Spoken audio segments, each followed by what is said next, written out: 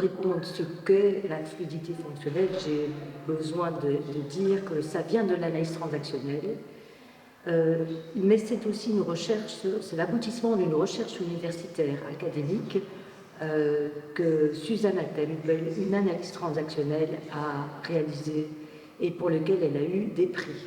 Alors la fluidité fonctionnelle se base sur des fondements biologiques qu'elle a trouvés durant justement cette recherche académique et qui, moi, me reste impressionnant jusqu'à aujourd'hui, parce que ça rejoint en fait l'intuition d'Eric Berne, le fondateur de l'analyse transactionnelle. Alors, quels sont ces fondements biologiques? C'est d'abord que pour qu'il y ait pérennité de notre espèce, en tout cas de la nôtre, mais ce n'est pas seulement la nôtre, il faut trois éléments extrêmement importants. La première, c'est que les aînés puissent protéger, guider les plus jeunes.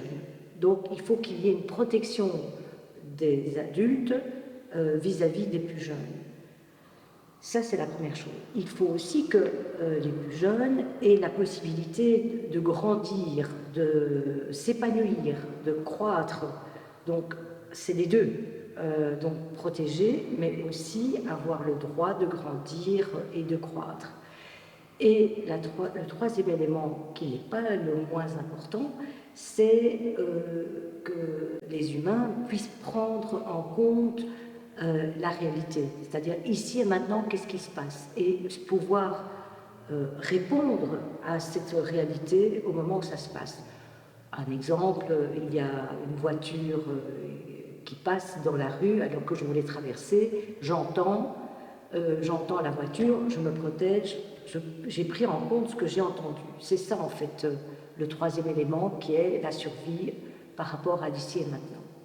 Donc c'est à partir de cela que Susanna Tempel a construit la notion de fluidité fonctionnelle.